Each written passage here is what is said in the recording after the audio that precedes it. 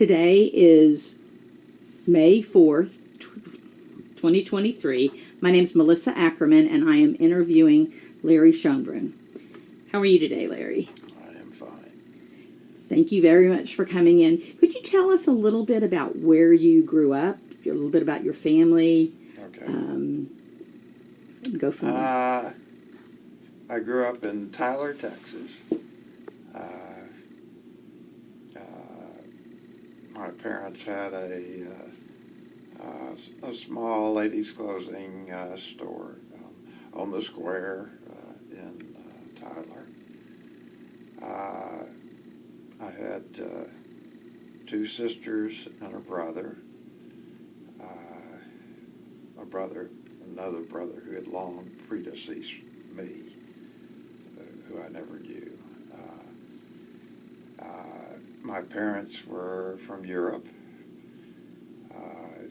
My father came over in 1923, went back and married my mother in 1930, and I think they originally came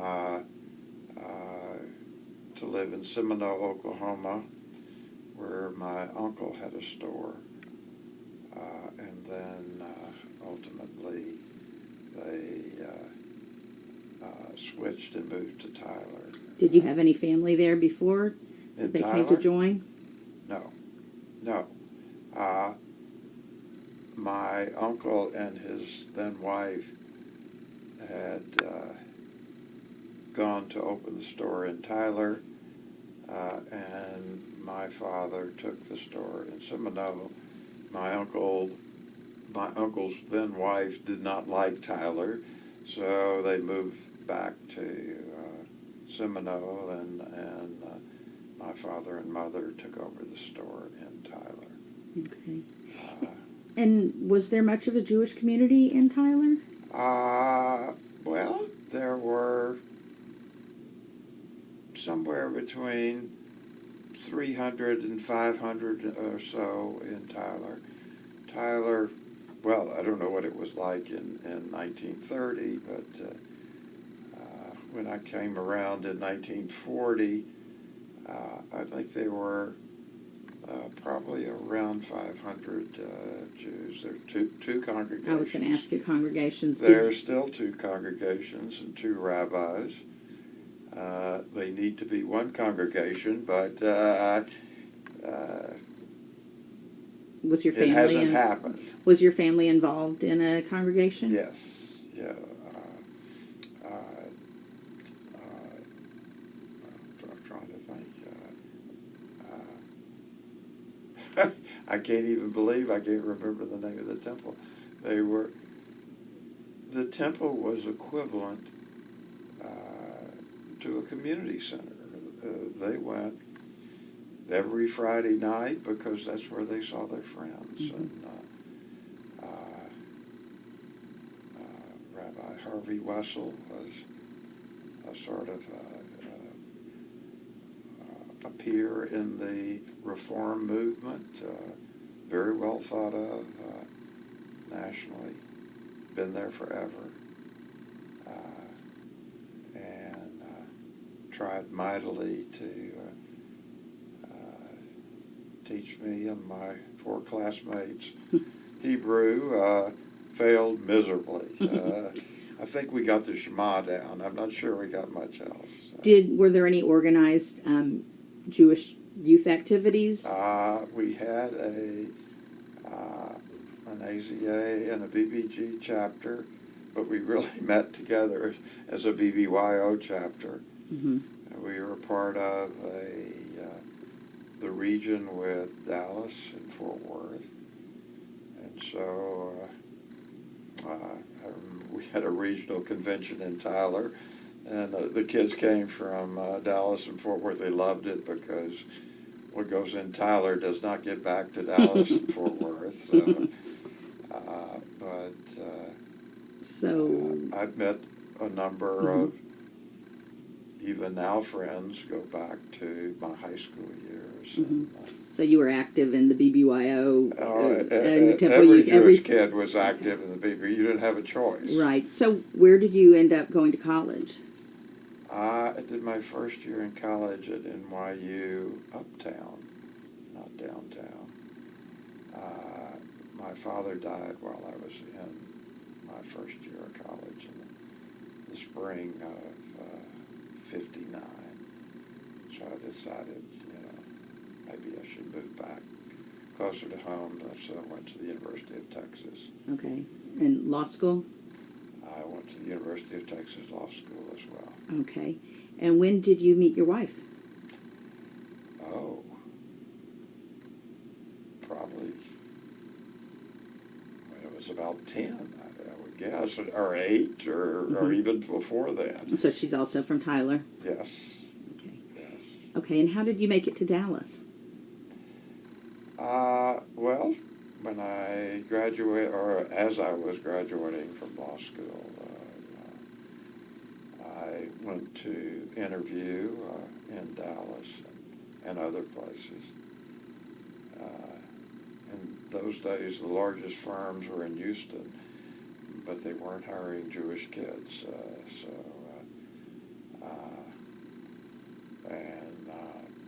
So I was offered a job by Wynn Jaffe and Tinsley, and joined them in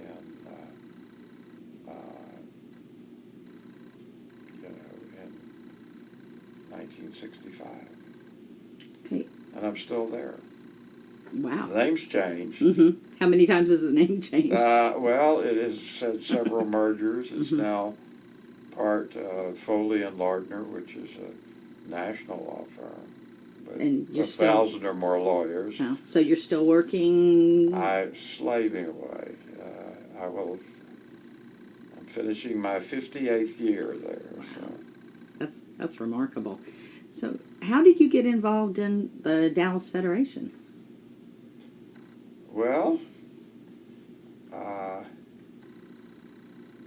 think Larry Steinberg, who was my brother's big brother in the fraternity in Austin, called me for lunch and solicited me for the first time. I think I gave $25, which was my best gift ever, because I wasn't making enough money to cover our expenses in those days. It was a meaningful gift. It was, I think, my most meaningful gift. Mm-hmm. So how did you go from being solicited to working for Federation and being involved as a volunteer? Well, I guess it just happened. I became active at the center. I think I held some office, maybe a vice president or something at the center. My real initial involvement in the community was at the center. And I think I won the Young Leadership Award with Lauren Weinstein. That was back in the 1840s, I think. And then, I told him I could not, I could not move up the ladder and be president. I had young children and a very busy law practice, and so I opted to step aside because I felt that it wasn't appropriate to occupy space on the ladder if you're not willing to climb it. So at what point did you decide you were ready to get back on the ladder or assume the president or chairmanship? Well, I never got back involved directly with the center again. Mm-hmm. How about with the Federation? Well, I got involved somehow with the Federation. Don't recall how. I'm sure was recruited to take cards probably immediately.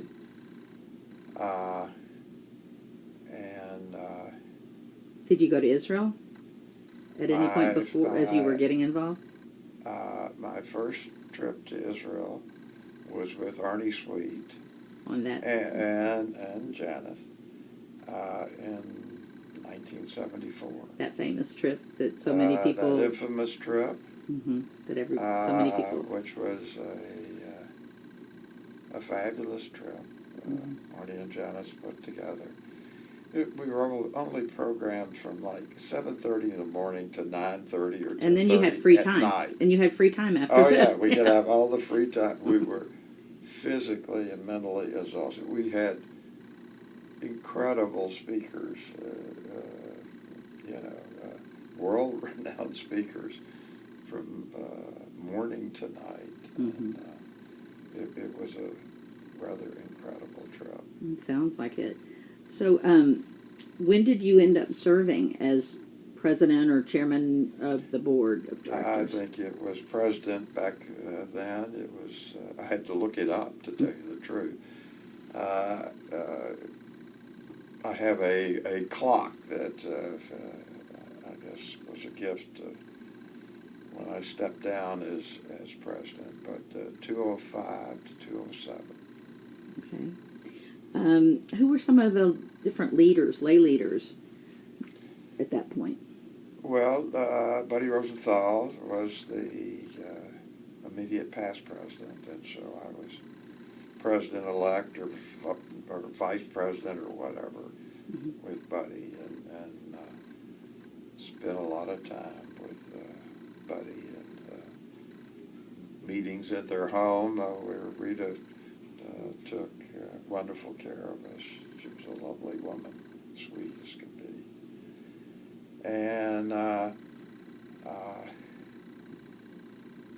Carol Aaron became president-elect to follow me. And I was trying to remember who were the other officers. I know Fred Grunwald was. And I think Dan Prescott was very much involved in the campaign. He may have also been an officer. But other than that, I couldn't remember. How large was the board? I know it scaled down a lot now. The board was very small back then. It was 105 directors. I'm not joking. It was 105 directors. And it was during my administration that we carved down from 105 to maybe the low 20s, maybe 23. There used to be a lot of rabbis that came and representatives from every... We had a huge board, and of course I was a little leery of telling 80 very prominent members of our community that they were no longer board members, since they'd been board members for a long, long time. And how was that received? Huh? How was that received when you... Well, amazingly well, much better than I ever conceived it could have. And during that period, at least immediately after, we would meet periodically with the former directors to sort of keep them up to date as part of the transition. What was the relationship like at that point between Federation and the synagogues and temples? Well, as far as I can recall, it was good. I think David Stern was chair of the Rabbinic Council, and so I had multiple meetings with David over in his office, and was a delight to work with. Mhm. But as far as I can recall, our relationships were good. And how did the Jewish community interact with the Dallas secular community at that time?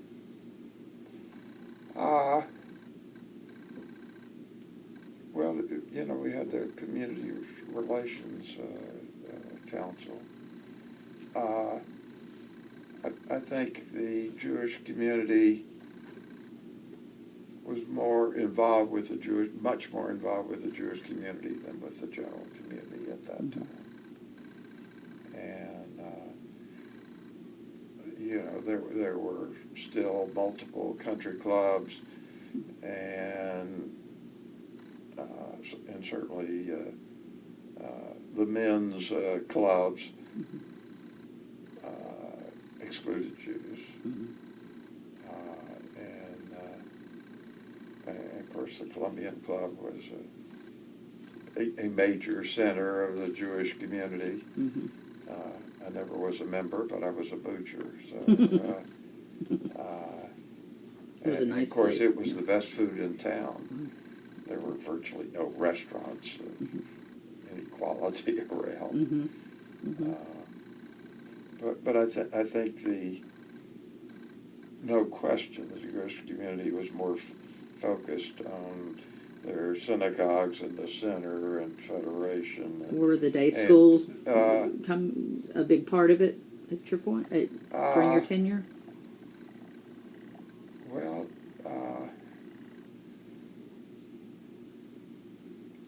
you know, I don't recall. I don't know that Levine had even been. I think that predated the opening of Levine's campus. It was still Solomon Schechter.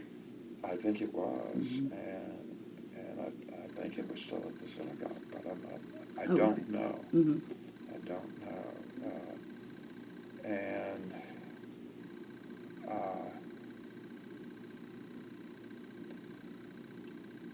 I guess there was a kibbutz.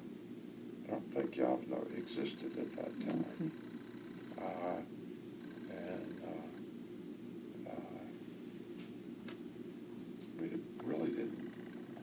I really didn't have a lot of contact. The Federation It wasn't a big focus. was not a supporter of either synagogues or day schools. Was it still just mostly the constituent agencies and then a few? Well, very much involved with Israel and the JDC and the Jewish Agency. And, you know, the principal focus was the constituent agencies at the time. Were they doing their own fundraising in a big way yet? It was still mostly Federation directed and a little bit. I think it was mostly Federation. And of course, what happened is the Federation campaign was basically stagnant for a long period, and inflation, I think, forced the constituent agencies to get more involved in annual fundraising. Who was the professional, the director of the agency when you were? Was it Gary? No. That was way before. Most time. Well, no, I guess Gary Weinstein was. You know, I worked with Walter and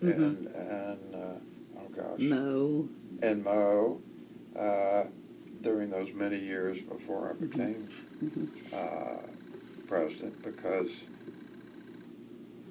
I passed it up at least once because, again, I was too consumed by family and work. Right. And it's a very demanding position. And it wasn't until basically, you know, I was managing partner of my firm from 2000 to 2005, and then moved from that dysfunctional position to the dysfunctional position of Federation President in 2005 after I stepped down. So what significant local, national, or international effects had an effect during your term? Oh, one of the most interesting experiences was Reverend Hakey from San Antonio, very controversial figure in San Antonio, particularly among the Reform movement, because I don't think he considered Reform Jews Jews. They weren't Orthodox enough. But he was raising significant funds for Israel. And, I seem to recall it was like $13 million a year, which was far more than the Federation gave to Israel directly or indirectly. And he wanted to come and have an event in the Dallas area. And so we had a very spirited discussion with our board, most passionate speakers on both sides. And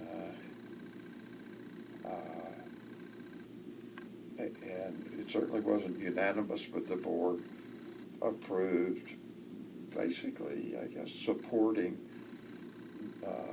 Hagee's event here in Dallas. And then some of the directors, and the one I remember most, who had missed the meeting, were just a couple were very upset about it. And one of them was Harold Kleinman, who had preceded me as a president of the Federation, and was, and whom I highly regarded, was upset. And I said, "Okay, Harold, we'll do it again." So we had a better attended board meeting, and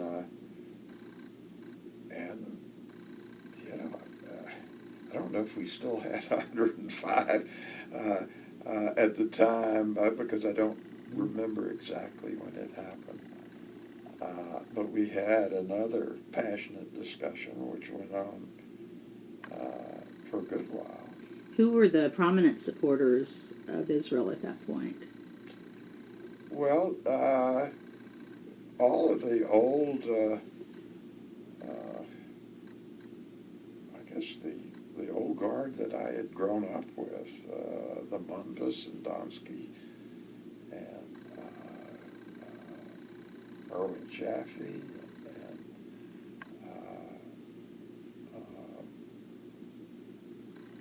Henry Cohn were some of the outstanding leaders. I think they were still there. I was involved for so long, and I worked with them for so long, it's hard to remember when people stepped down. But and then, of course, you had the younger generation.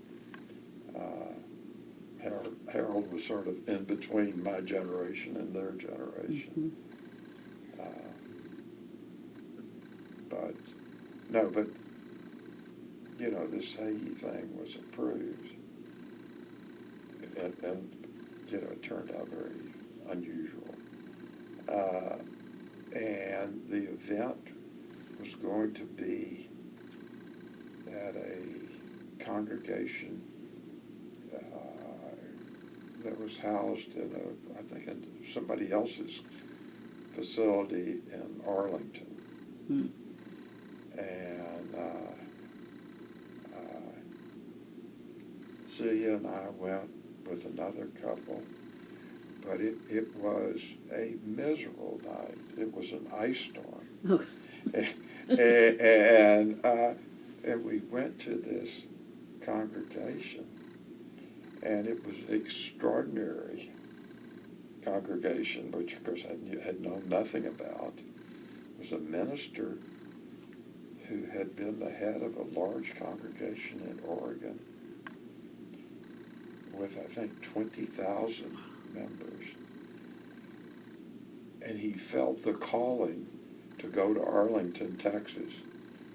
So he picks up with a number of his key ministers and moves with nothing to Arlington.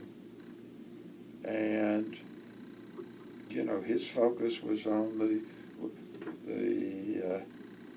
what he referred to as the Old Testament.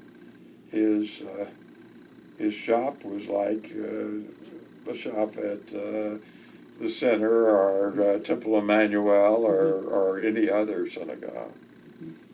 And, well, you know, the attendance was much lower than expected. Hagee had an 18-wheeler there with all of his television equipment. He did an international TV show from this congregation. He brought, it seemed to me, as a singing group down from Colorado. How many people do you think were there? There were probably, you know, the weather was miserable. Yeah. There were probably somewhere between 300 and 500. Okay. There were very few from the Jewish community because nobody would go out. That's far. And, well, I mean, in the bad driving weather? conditions Yeah. were not were not what one would call desirable. And he put on this incredible program which sort of traced Judaism from biblical times to, you know, through the formation of the Jewish state. And of course he had excellent relationships with the state of Israel because he was a major benefiting factor and a major supporter in the evangelical community.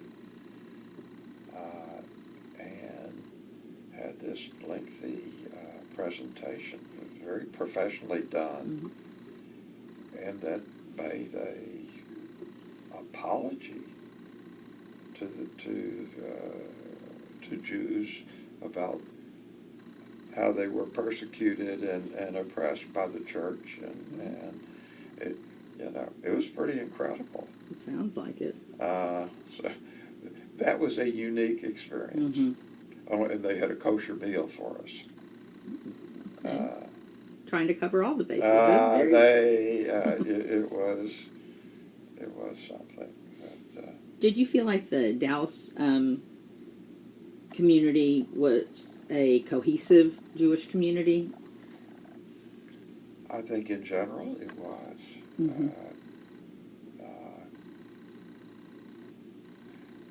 You know, the Orthodox, parts of the Orthodox community were not as involved, but certainly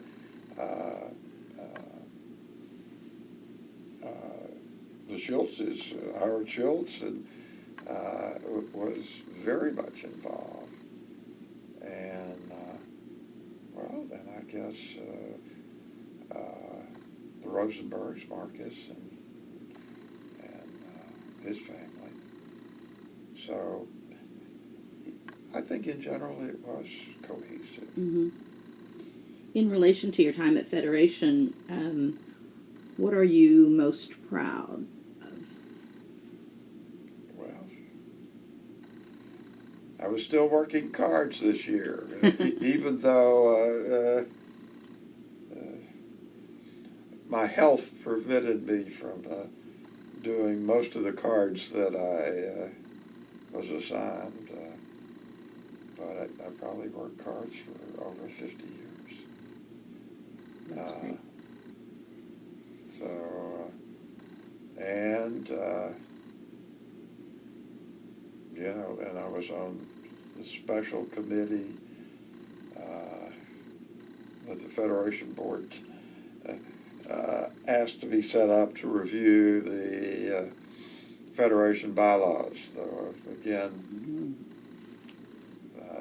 since I was in hospital part of the time, I didn't get to participate 100%, but I was involved a great deal in that project. And are there any special experiences or stories during your tenure that you would like to share, or any time while you were going out? Well, one of the, now that I think about it, Harriet Hoffman was, I guess, well, you know, worked for many years with Ziona. She was a beautiful woman and very sweet as campaign chair. But I think during my administration, Harriet was in charge of the campaign. And I was very much into missions to Israel.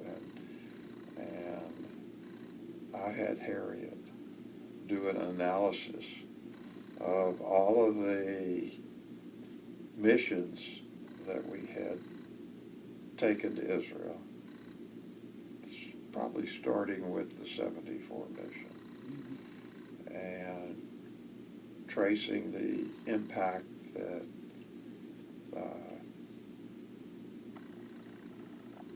that those missions had on giving, not only giving, but in leadership and involvement of the mission participants. And,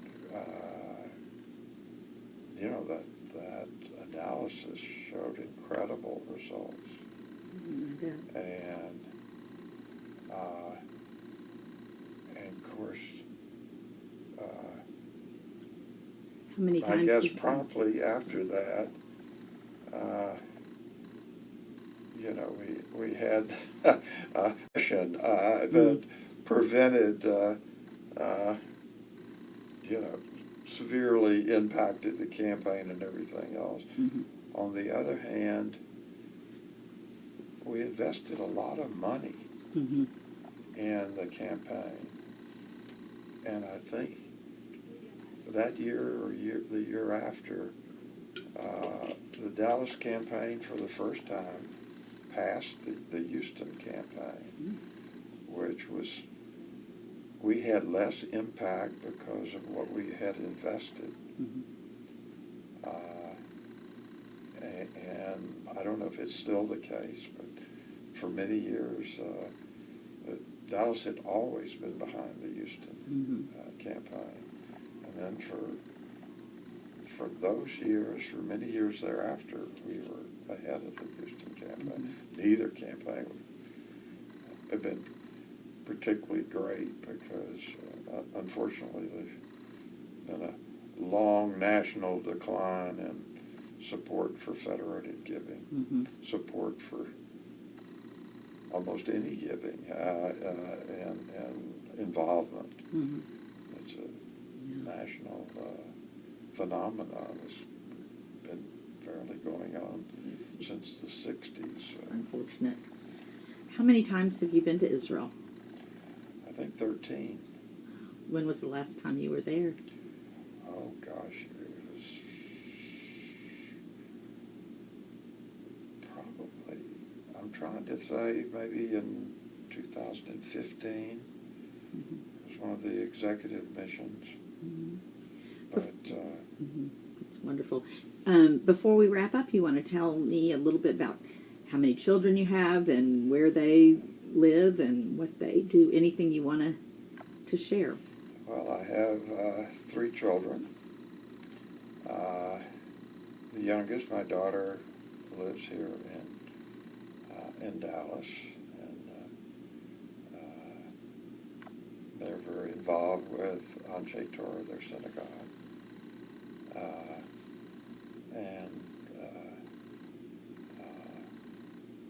son-in-law Seth, long involved in the Young Leadership Cabinet for many, many years.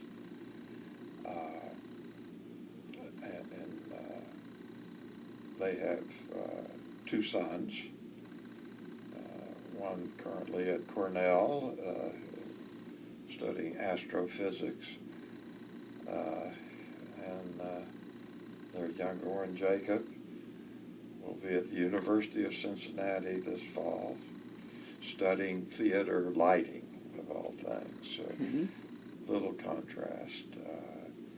Okay. My oldest son, Ben, is in Arlington, Virginia, and their son will be at the University of Missouri this fall, studying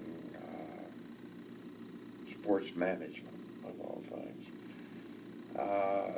My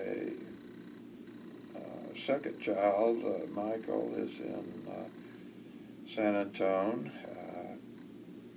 He's in real estate development with the Weitzman organization. His daughter, my oldest grandchild, lives in Arlington, Virginia, and works for JDC. And, her next project is a mission with, I guess, a lot of college or immediate post-college students to the, I guess, the hottest tourist spot in the world, Bulgaria. You shouldn't Sorry. laugh at I'm such sorry. things. I'm sorry. Okay. So I'm supposed to be neutral on this side. I'm sorry. my trip to Bulgaria, it was in the northern part. It was probably one of the most dismal countries I've ever been in. But I think they'll probably be in the southern part, which is probably a lot better. It's probably But one. I would have never thought of but it's been very exciting for her. That's great. She's a graduate of Vassar and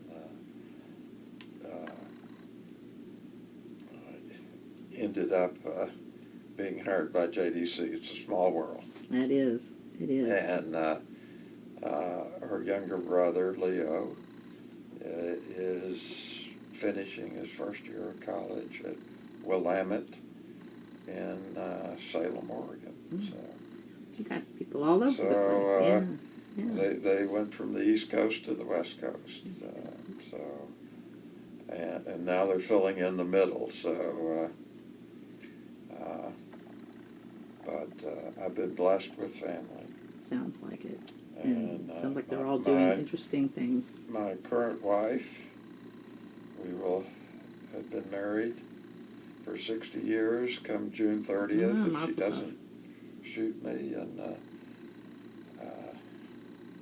I would have never navigated my recent health issues without her care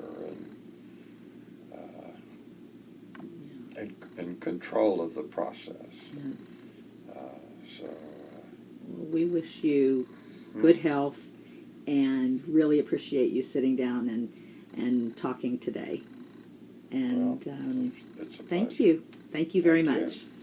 All right.